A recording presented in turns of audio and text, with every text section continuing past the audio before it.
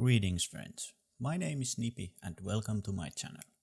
Today we are going to talk about UI, why it is important to have everything set up just correctly for you and how you can do that.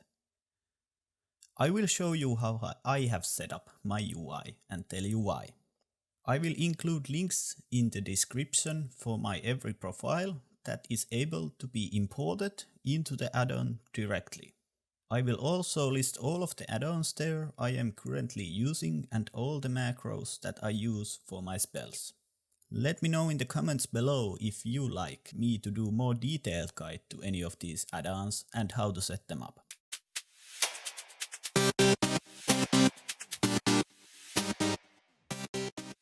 Most important thing as a healer is to have a decent raid frames which show you everything you need to see and not be cluttered with useless information which has no relevance on your job as a healer.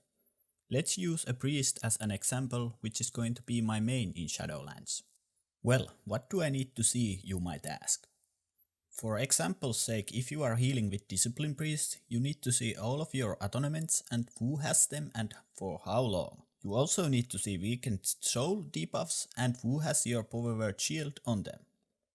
Debuffs that are dispellable or important otherwise are also crucial for you to succeed as a healer. Think of the bleed effect Severing Blade on Fortified Weak in King's Rest. It will nuke your tank if you are unfortunate enough to not have pets to soak it up before it gets applied to the closest possible target in the range. Which one reacts to faster this bleed on a tank? A healer who sees it applied on tank on their frames versus a healer who doesn't see it applied to the tank? Well, you guessed it. The healer who sees it on their frames can react to it much faster and see that the tank needs to be spot healed hard and might require a pain suppression from you to survive the bleed. It is a small thing, but what I have noticed, these little things make a difference between a good healer and a bad one. Easy fix for this lies within your UI setup. Settings for these depend on your choice of a raid frame add-on, but I will go over mine quickly. I use VuhDo as my raid frames always because I have put the time into learning the use of VuhDo and what you can do with it. Great thing about VuhDo is that it has a built-in clicker, which means that you can bind your mouse keys inside the VuhDo add-on and will use the ability when mousing over the frames. To give you an example, I have bound my mouse left click on Shadowment and right click on Power Word Shield. This allows me to keep those abilities out of my action bars and don't need a keybind. Another thing to note about this function in VuhDo or with the use of clicker add-on is that you can bind for two different spells. As an example, how I utilize this is with Paladin. I have binded interrupt on my scroll wheel up on all characters, but I also use VuhDo scroll up wheel for my external cooldowns. This allows me to have interrupt on scroll wheel up on a protection and retribution paladin, but when I mouse over on someone in my raid frames, it will cast Blessing of Sacrifice instead. I follow same logic on healers, also having Wind Shear on scroll wheel up on Shaman and Earth Shield on the same button when mousing over a frame. VuhDo allows you to track anything you can imagine in the frames with the help of bouquets. I have set up my own Power Word Shield and atonements as hot icons, rest is bouquets that I have made myself. These will be displayed in my raid frames on predetermined spots that you can see here.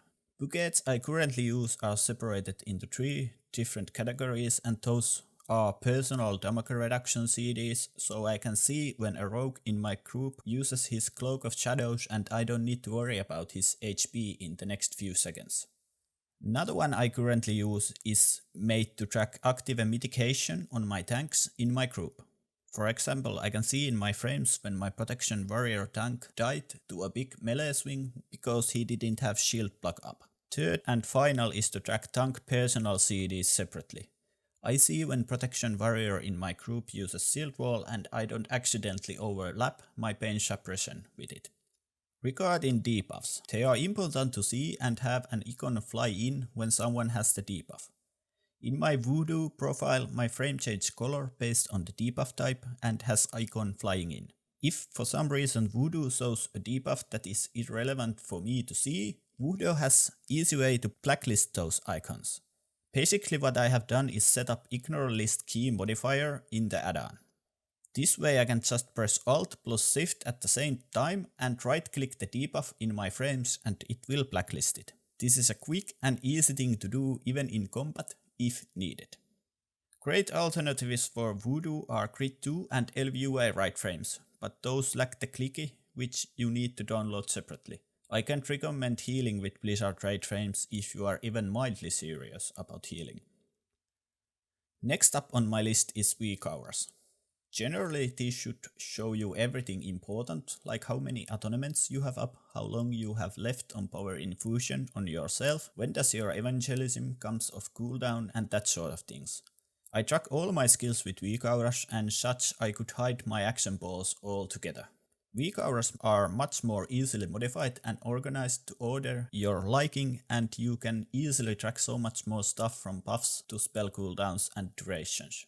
Another great WeakAura I think everyone should have is the health stone icon flying in middle of your screen when you are below 20% HP and have health stone available. Too many times as a healer I see a death recap a member of my group died with health stone and healing potion up and unused. I have also separate WeakAuras for tracking my potion cooldowns, inner rage on me, essences while we'll still have those, trinkets, my racial ability and soul bind procs in Shadowlands. I often use WeakAura timers with icons for right mechanics also beside Bigwig's timers. A must-have WeakAura for anyone doing Mythic Plus content is dungeon targeted spells, which show you icon on your frames when someone is targeted by a spell. Tracking interrupts in your group is also essential for succeeding in Mythic Plus. Credit from my WeakAuras goes to Laxtos. Almost everything I use is made by him and he has these for every class and spec. Simplifies a lot to have everything in same places in WeakAuras if you play a lot of different classes. Link to these can be found on description below. I touched Bigwigs a bit earlier, but making sure to have timers visible and in comfortable position for you is important. Even more so if you are playing Discipline Priest or Restoration Druid. Both of them need to prepare for the damage event well before it happens compared to more reactive healers. These are personal preference, and even if it takes some time to find the most comfortable settings and positions for you, don't hesitate to try making them most suited for you. I use Bigwigs to emphasize different abilities bosses do to make them more visible also. This can be done boss by boss and ability by ability basis. These are very important if you have assigned certain external cooldown on some point of the fight. Another alternative for Bigwigs is deadly boss mods, but it's too loud for my liking even though you can tune it down quite a lot. As my base for everything I use ElvUI. ElvUI is a complete overhaul of your UI and you have much more options and extra features compared to Blizzard default UI.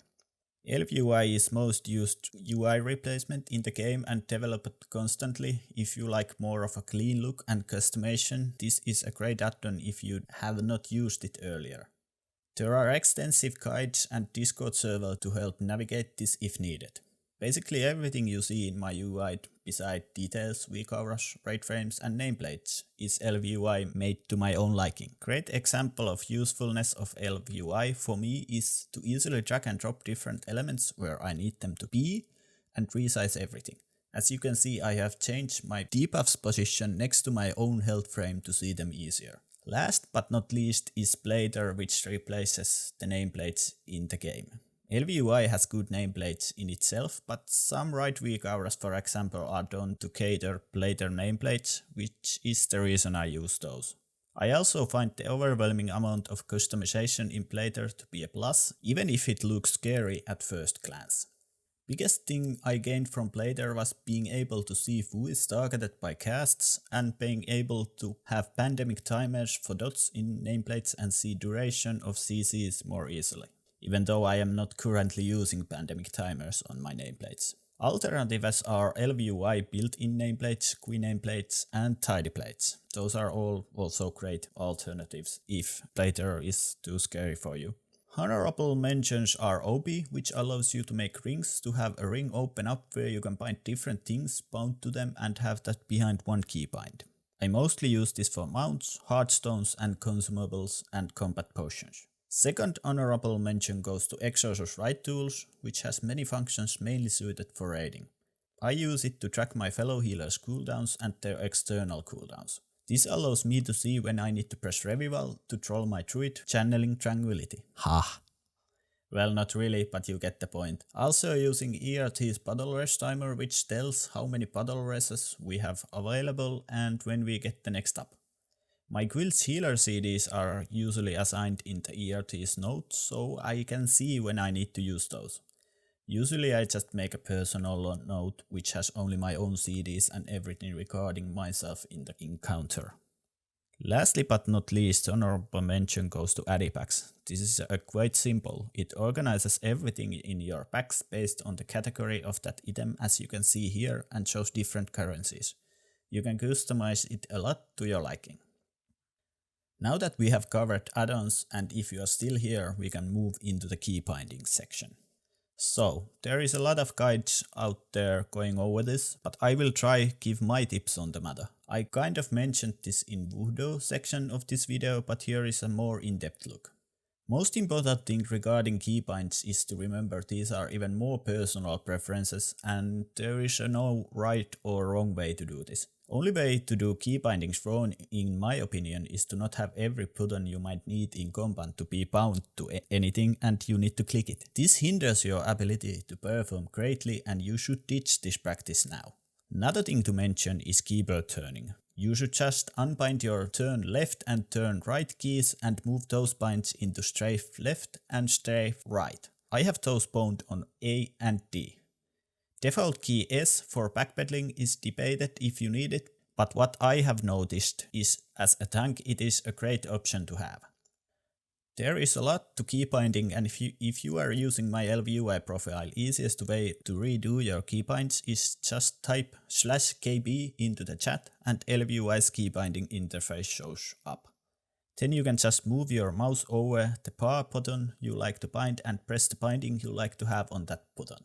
Depending on your hand size and choice of mouse, you should aim to have at least 30 bindings for your spells. As you can see, I have 48 bindings showing, but I don't use all of them currently.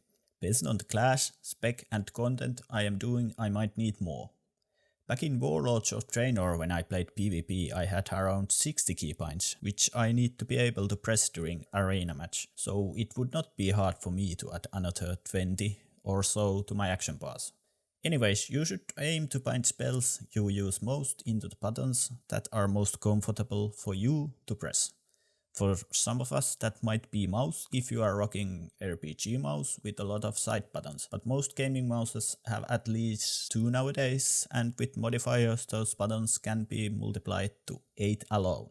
Some of us like me find it more comfortable to press most of the spells on my keyboard, and I have my main spells and skills across all the characters on keyboard buttons 1, 2, 3, 4, R, F, C and mouse buttons 7, 8, 9 and 0. But as stated earlier, it's all personal preference. Modifiers are a great way to add keybindings. For example, I have set up spells that are not so frequently used behind modifiers like Shift or Alt. I also try to keep spells that serve similar purpose across all classes and specs in the same binding. Examples of this would be having all my CDs, no matter if it's healing or damage CD, in Shift +1, 2, 3, 4. So that's Shift 1, Shift 2, Shift 3, Shift 4. Same logic applies to co-rotational spells, utilities and personal defensives. Let's move to macros. At first I would like to state, do not heal without mouse over macros. Seriously, just don't do it, please. If you do, performance you lose by first clicking a target and casting a healing spell and then clicking a new target is comparable to trying to walk with a bullet in your leg. And I am not kidding, seriously. So let's talk a bit about macros. Macros are a great way to help you use certain spells and make them more accessible. There is a lot of macros and I am no means expert in this matter, but I do utilize quite a few myself that deserves a mention. Most important macro I use is help and harm macros. This allows me to bring total number of keybinds I need to have a lot lower, as you can see from my action bars. What I have done with these macros is to be able to use most comfortable buttons for me to press on multiple abilities. As you can see, I have my number 1 key bound currently to Mind Blast and 3 as a Schisms. And if I target this target dummy, it will cast Mind Blast, but if I move my mouse over my right frame, the icon will change from Mind Blast to Shadow Covenant and from Schisms to Power Word Radiance. Basically what this macro allows me to do is have 2 spells in one keybind. As long as I don't mouse over anyone in my right frames, I will cast Mind Blast or Schism to my current target. But once I move my mouse over my right frame, it will cast Shadow Covenant or Power Word Radiance. This allows me to keep my target on boss or any other hostile all the time and heal my group by just mousing over their health frame. Very easy macro and very helpful if you are having trouble with finding keybinds for yourself that you are comfortable with. Then there is basic mouse over macros, which will cast a spell on the target you mouse over without need to click them. Time saved in clicking different players is a time wasted and not necessary. I have seen fair share of healers trying to progress mythic raids on classes like Resto Druid and not utilize mouse over macros on their healing spells like Reju and wonder why they perform so poorly compared to other healers with similar gear.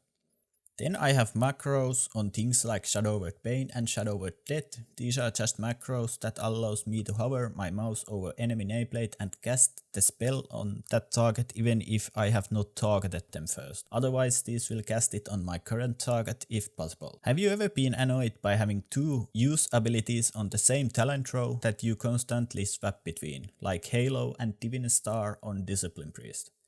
Well, I've got the answer for you.